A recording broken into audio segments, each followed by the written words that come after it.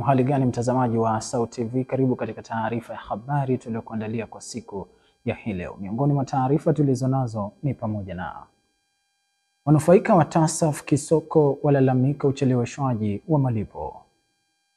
Nchi ya Rwanda na Jamhuri ya Kidemokrasia ya Kongo kusaini makubaliano ya amani wiki ijayo. Na katika michezo, matumaini ya klabu ya Pamba Jiji kusalia ligi kuu ya NBC Tanzania bara yaanza kurejea. Na kwa hayo na mengine mengi, ongozana nami Dennis Samora nitakaye kusomea habari za kitaifa na kimataifa. Biashara atakusomea John Masawi, na katika michezo utakuwa naye Hamudi Sanze. Na tuanze na habari za kitaifa.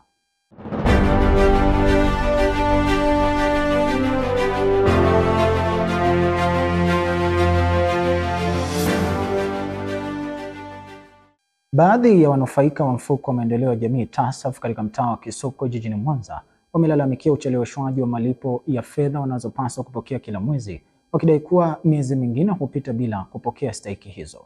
Wakizungumza na SAUT TV habari, wamesisitiza haja ya mamlaka zinazohusika kufuatilia kwa karibu mchakato huo ili kuhakikisha fedha hizo zinawafikia kwa wakati. Na habari wetu Taroge Daniel amefanya mazungumzo na wananchi hao na kuandaa ripoti. Wanufaika wa mfuko wa TASAF mtaa wa Kisoko jijini Mwanza wamelalamikia utaratibu unaotumika katika utolewaji wa pesa za kila mwezi za mfuko huo, huku wakisema kuwa kuna baadhi ya miezi hupita bila kupata pesa hizo. TASAF mara ya kwanza kipindi tunaungwa tulianza kuchukua hela kama ifuatavyo. Tulianza kuchukua 80,000, lakini tumeenda mpaka sasa tunapata 10,000. Tunaambiwa mpaka tulime mabarabara, tunaenda kulima lakini bado hela zinakatwa.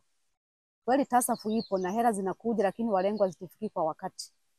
Hela zinafikia ngazi ya juu, labda kwa kuiomba serikali hela hizo zifuatiliwe ili ziweze kutufikia. Kwa kweli tunapata manyanyaso kuhusu TASAF, na tunasikia rais wetu hela anatoa kama ilivyo, lakini walengwa itufikie. Sasa tunajiuliza maswali, hela inaenda wapi? Mwanzo wa kwanza hii TASAF tulikuwa tunapewa hiyo hela kwa muda mwafaka. Imefika muda tukaanza mnakaa miezi miwili, watatu ndio mnapata hiyo hela.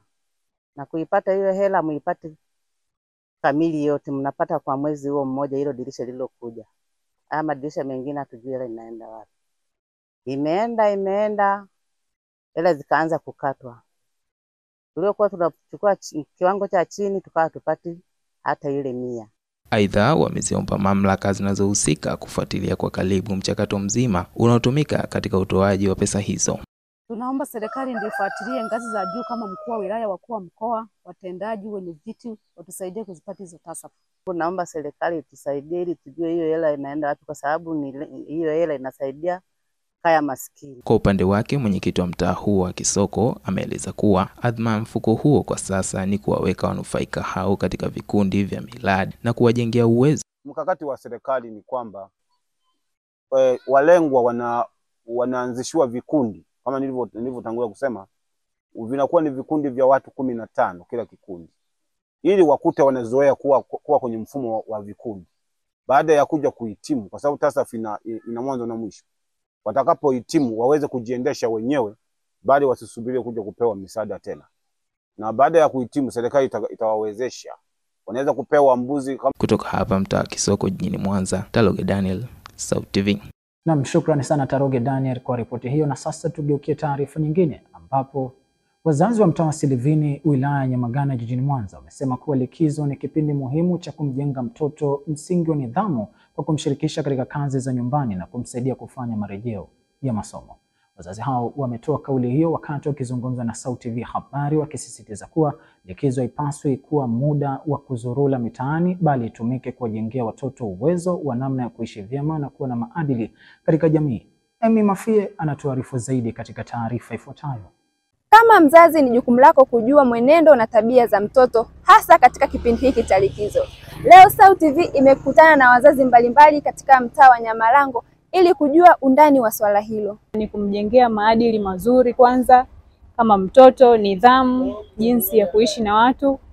Huenda akawa alikuwa anaishi na maadili mazuri akiwa shule, lakini nyumbani pia tofauti. Unatakiwa mzazi unamuongezea mambo mengi, yanatakiwa ajue kwamba mtu mzima umheshimu hivi, mtoto mwenzako unatakiwa uongee naye hivi, lakini pia kuachana na michezo mibaya, Umeona, watoto wa kike pia kuwafundisha jinsi ya kuvaa, wa kiume pia makundi, waachane na makundi hapa na pale. Vile vile pia asisahau vitu ambavyo walivyokuwa wanavifanya shuleni kama masomo, umeona, michezo. Kiaje, labda kumpeleka tuition au kuwa unamuelekeza we mwenyewe nyumbani. Kuwafundisha kuwa na nidhamu njema na heshima katika jamii na kuwa nao karibu kwa swala zima la kielimu. Kwani mtoto anapokuwa yupo nyumbani, kwa sababu katoka shuleni yupo nyumbani, hapo atashindwa. Usipomsimamia vyema mzazi, kama mzazi atashindwa yeye performance katika masomo yake, kwa sababu muda mwingi atakuwa anacheza. Unaona? Kwa hiyo hapo inatupelekea kwamba kutokuwa na ufaulu mzuri. Kwa hiyo mzazi anatakiwa msimamie vyema katika swala la elimu. Mimi kama mzazi, wakati wa likizo, penda mwanangu apumzike, asishike habari za shule kabisa, apumzike, kichwa kikae vizuri, akusanyike na wenzake, acheze na wenzake vizuri. Kazi nimewekeza kazi za nyumbani, muda wa shule kifunguliwa ndo anashika habari za shule. Sasa ila likizo kama likizo, itajika apumzike, akili ipumzike, relax nini, ndio maana kuna likizo. Na hizo ni dodoso za wazazi juu ya swala hilo. Na hapa mwenyekiti wa mtaa wa Silivini ametoa maoni ya wazazi kuwalinda watoto hasa katika kipindi hiki cha likizo. Ndio wito kwa wazazi wote ambao sasa tuna wanafunzi wamekwenda kwenye likizo. Kwa hiyo kunakuwa na wanawake, mtoto anakuwa nyumbani, kwa hiyo kuna mambo mengi kwa nyumbani. Kwa hiyo kimsingi wanawake, kila mzazi angalie mwanae na kila mzazi angalie mtoto anayemlea. Kwa sababu kipindi cha likizo kumekuwa na michezo mingi na ambako mtoto anakwenda ambako unakuwa mzazi uko juu ama mlezi uko hapo juu. Kwa hiyo tutengeneze mazingira ambayo kimsingi unakuwa na tuition huko mitaani, ama kama anakwenda huko nyumbani basi ana majukumu ya kufanya, awe na ratiba ya kufanya nzuri, ili baada anapoenda kufungua shule basi awe na msingi ambao kimsingi atakuwa hajatoka kwenye formula nzima ya elimu. Nikiripoti kutoka mtaa wa Silivini uliopo jijini Mwanza, Emi Mafie wa SAUT TV. Na asante sana Emi Mafie kwa ripoti hiyo inayoangazia likizo kwa wanafunzi katika muhula huu ambao shule zinakuwa zimefungwa. Na sasa tuangazie taarifa nyingine ambapo wananchi na wadau wa taasisi binafsi jijini Mwanza wametakiwa kushirikiana na mamlaka za mitaa katika juhudi za serikali za kuhamasisha matumizi ya nishati safi kama hatua ya kukabiliana na mabadiliko ya tabia nchi. Kauli hiyo imetolewa na afisa mazingira kutoka taasisi ya EMEDO wakati akizungumza na SAUT TV Habari, ambapo ameeleza umuhimu wa ushiriki wa asasi za kiraia katika kulinda na kuhifadhi mazingira. Turejee tena kwa Kitaroge Daniel na ripoti hiyo. Wananchi na wadau wa taasisi binafsi jijini Mwanza wamehimizwa kushirikiana na mamlaka za mitaa yao katika juhudi za serikali za uhamasishaji wa matumizi ya nishati safi ili kupambana na kukabiliana na mabadiliko ya tabia ya nchi. Hayo yamesemwa na afisa mazingira kutoka taasisi ya EMEDO nchini Tanzania, Kitogo Lawrence, alipokuwa akifanya mazungumzo na SAUT TV katika ofisi za makao makuu ya taasisi hiyo yanayopatikana jijini Mwanza, huku akiomba serikali kutenga bajeti itakayosaidia ufanikishwaji wa mpango huo. Na utaona hata katikati hapa, nafikiri kwa nini Mheshimiwa Rais ame promote masuala ya matumizi ya nishati mbadala, majiko na vitu vingine. Sio, umeona? Na ndio uliona mkutano uliofanyika kule na nini. Sasa ndio jitihada za serikali kuona ni namna gani tunaweza kufanya. Kwa hiyo sisi lengo letu pia ni kuona ni namna gani ambavyo tunaweza kufikia wadau wetu. Uhitaji nimesema ni mkubwa, ni namna gani? Kwa hiyo nitoe tu rai kwamba serikali katika mipango yake ya bajeti tunatamani kuona ikitenga fedha nyingi itakayosaidia kukabiliana na mabadiliko ya tabia nchi. Kwa upande wao, baadhi ya wananchi jijini Mwanza wameahidi kutoa ushirikiano wao juu ya mpango huo wenye lengo chanya katika kudhibiti madhara yanayoweza kutokea kutokana na mabadiliko ya tabia ya nchi. Nipo tayari kushirikiana na serikali ya Jamhuri ya Muungano wa Tanzania katika swala la matumizi ya nishati safi.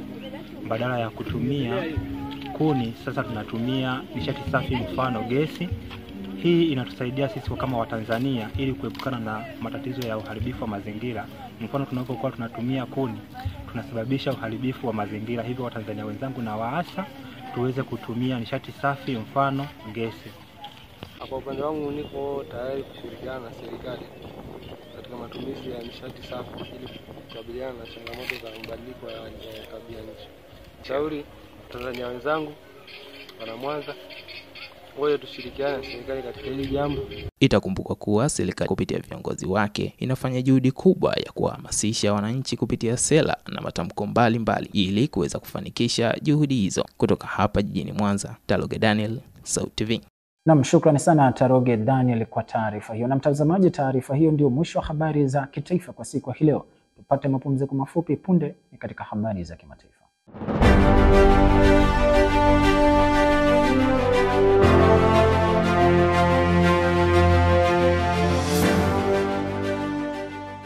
Na karibu tena mtazamaji wa SAUT TV, na tuendelee na taarifa zetu tukiangazia habari kutoka nje ya mipaka ya Tanzania. Na sasa tuanze kumulika yale yaliyojiri barani Afrika. Katika nchi ya Rwanda, ambapo Rwanda na Jamhuri ya Kidemokrasia ya Kongo zinatarajiwa kusaini makubaliano ya muda ya amani wiki ijayo baada ya timu zao za kiufundi kufikia rasimu ya makubaliano hayo kufuatia mazungumzo ya siku 3 mtawalia yaliyofanyika kwa msaada wa taifa la Marekani. Na kwingineko, Iran imerusha makombora ya masafa marefu kusini mwa taifa la Israel mapema hii leo, ambapo hospitali ya Soroka mjini Beersheba ilipigwa moja kwa moja na kusababisha uharibifu mkubwa pamoja na kuwajeruhi watu kati ya 40 hadi 50.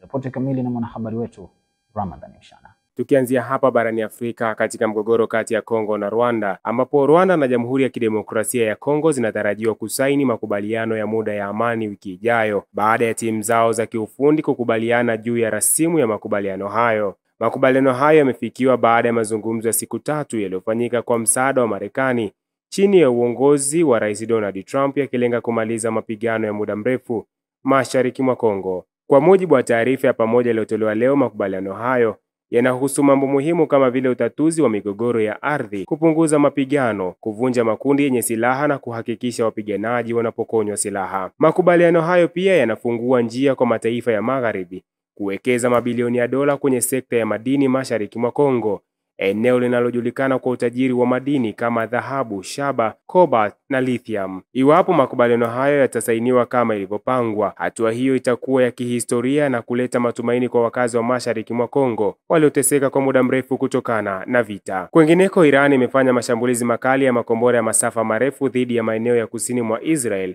ambapo moja ya makombora hayo lililenga na kuharibu vibaya hospitali ya Soroka iliyopo katika jiji la Beersheba. Shambulizi hilo limetokea majira ya asubuhi karibu na eneo la Gavayam Negev Advanced Technology Park, ambapo Iran ilidai kuwa lengo lake kuu lilikuwa ni kituo cha kijeshi cha Israel kilichopo jirani. Hata hivyo, kutokana na ukubwa wa mashambulizi na nguvu ya milipuko, madhara makubwa yaliikumba pia hospitali ya kiraia ya Soroka. Kwa mujibu wa taarifa kutoka mamlaka za afya za Israel, wagonjwa wote waliokuwa katika hospitali hiyo walilazimika kuhamishwa kwa dharura, huku vifaa vingi vya matibabu vikiharibika kabisa. Mashuhuda wameripoti hali ya taharuki, milio mikubwa ya milipuko na moshi mzito uliojaa angani kwa muda mrefu. Ripoti za awali zinaeleza kuwa watu wapatao kati ya 40 hadi 50 wamejeruhiwa kufuatia mashambulizi hayo, ingawa takwimu bado zinatofautiana kutokana na hali ya mkanganyiko na uokoaji unaoendelea.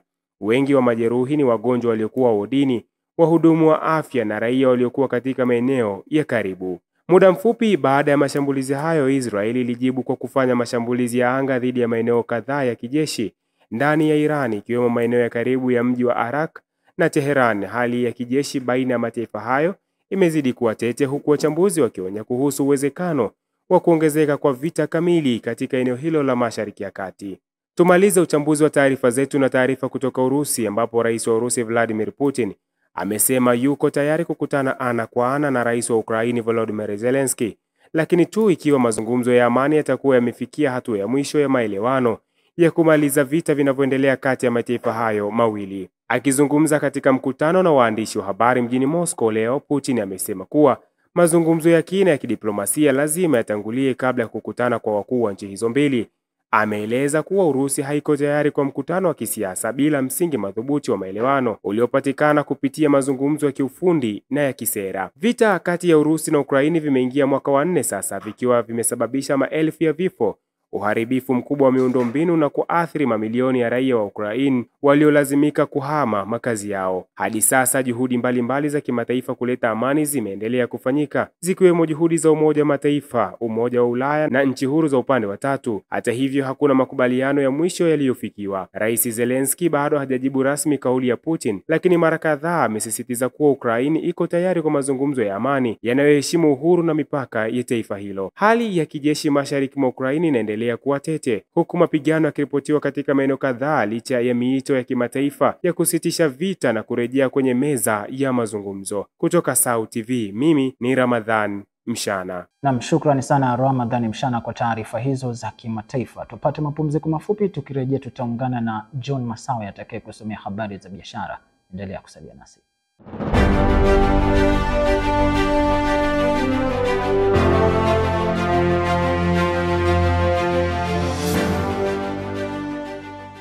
Karibu mtazamaji wa SAUT TV na sasa ni habari za biashara. Jina langu ni John Masawe. Tuanze habari zetu za biashara tulizokuandalia hii leo, ambapo kupanda kwa bei ya bidhaa muhimu sokoni kumeendelea kuwa changamoto kwa wananchi wengi nchini, hali inayosababisha ongezeko la gharama za maisha na kuathiri uwezo wa watu kujikimu katika mahitaji ya kila siku.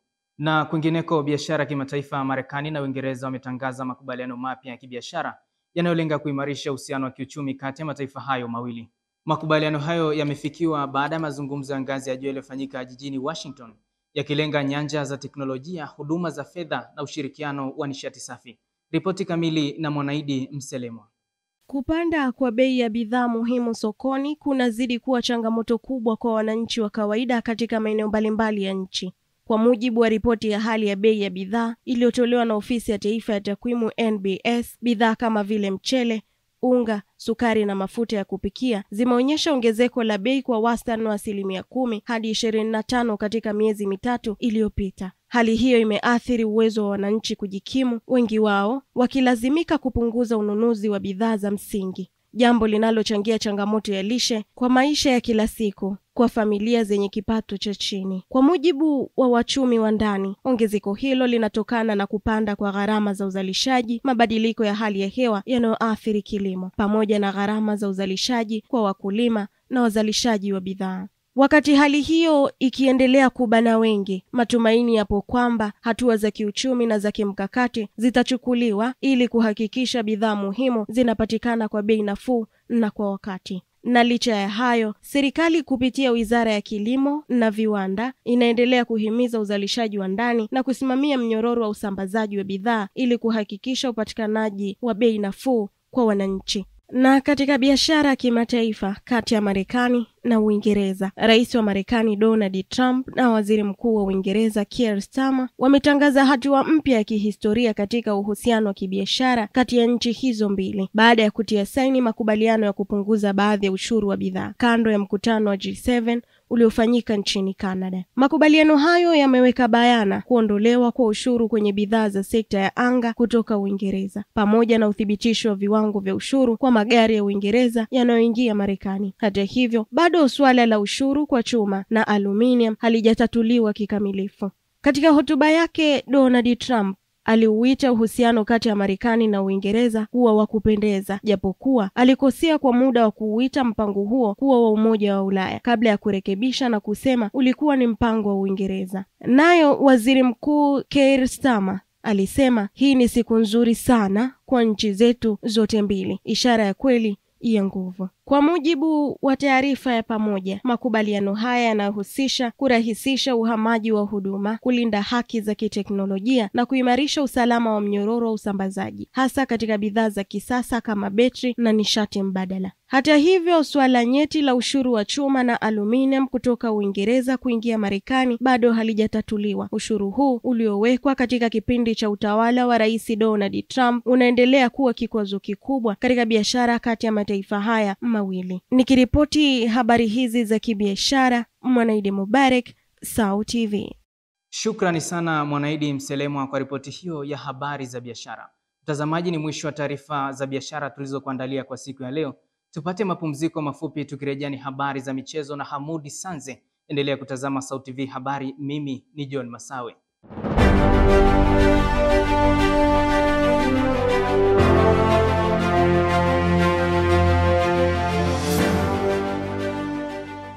Ni matumaini yangu hujambo na mzima wa afya mwanamichezo mwenzangu. Karibu katika habari za michezo tulizokuandalia kwa siku ya leo.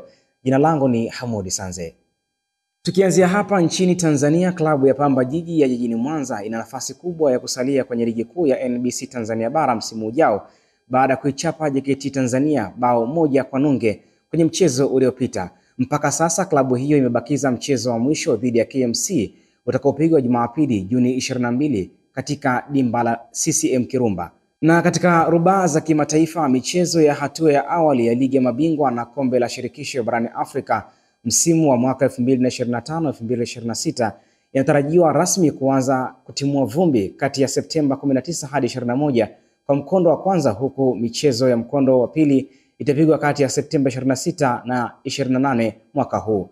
Juma Mohamed ameandaa ripoti kamili ya michezo.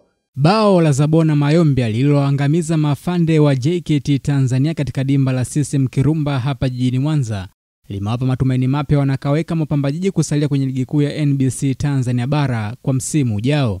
Mpaka sasa Pamba inashika nafasi ya 11 kwenye msimamo wa ligi ikiwa na alama 33 kwenye michezo 29 waliocheza. Kikosi hicho kinahitaji alama moja tu ili kujihakikishia nafasi ya moja kwa moja kusalia kwenye ligi kuu bila kucheza mchezo wa playoff, ambapo Juni 22 watashuka dimbani kuwakabili vijana wa Manispaa ya Kinondoni KMC kwenye mchezo utakaopigwa katika dimba la CCM Kirumba. Ikiwa watapoteza mchezo huo, itawalazimu wapinzani wao wa karibu katika msimamo wa jelajela Tanzania Prisons kuitandika Singida Black Stars zaidi ya mabao 9, jambo ambalo litakalowafanya Pamba Jiji kucheza playoff kama itatokea hivyo. Kimataifa, shirikisho la soka barani Afrika CAF limefanya mabadiliko ya ratiba michezo ya awali kwa upande wa kombe la shirikisho na ligi ya mabingwa barani Afrika kwa msimu ujao wa mwaka 2025-2026 ambayo itaanza rasmi mwezi wa 9 mwaka huu. Hatua hii inakuja ili kupisha michuano ya CHAN ambayo itaanza kutimua vumbi mwezi wa 8 katika taifa la Tanzania, Kenya na Uganda. CAF pia imeorodhesha nchi 12 zitakazopata nafasi ya kuingiza timu 4 kwenye mashindano hayo. Orodha ya nchi hizo ni pamoja na Algeria, Angola, Libya, Morocco, Afrika Kusini, Sudani, Ivory Coast, Nigeria, Tunisia, Misri, DR Congo na Tanzania. Barani Ulaya, majogoo wa Anfield Liverpool wameonyesha nia kutafuta mshambuliaji mpya, huku Alexander Isaac wa Newcastle United akiwa kipaumbele chao. Taarifa kutoka Give Me Sports zinaeleza kuwa klabu hiyo tayari imeweka mpango madhubuti ya kuimarisha safu ya washambuliaji chini ya kocha Arne Slot baada ya kufanikiwa kutoa taji la ligi kuu ya kandanda nchini England EPL msimu uliopita. Licha ya kunasa saini ya nyota wapya kama Jeremy Frimpong, Florian Wirtz wa Bayern Leverkusen, Liverpool bado wanaona haja kuongeza nguvu zaidi kwenye eneo la ushambuliaji, ambapo uongozi wa klabu hiyo unaamini kuwa Isaac ambaye alipachika mabao 23 na kutoa pasi za mabao 6 msimu uliopita ni mtu sahihi kuiongoza safu ya ushambuliaji kwa miaka ijayo. Majogoo hao wamepanga kutoa dau la pauni milioni 100 ili kunasa saini ya nyota huyo, ijapokuwa mafanikio ya ofa hiyo yatategemea msimamo wa Newcastle kama watakuwa tayari kumuuza Mswideni huyo. Asante sana Juma Mohamed kwa taarifa hizo za michezo. Na mtazamaji, hadi kufikia hapo sina la ziada katika michezo kwa siku ya leo. Jina langu ni Hamudi Sanze, na sasa turejee kwake Dennis Samora kwa kuhitimisha habari kwa siku ya leo.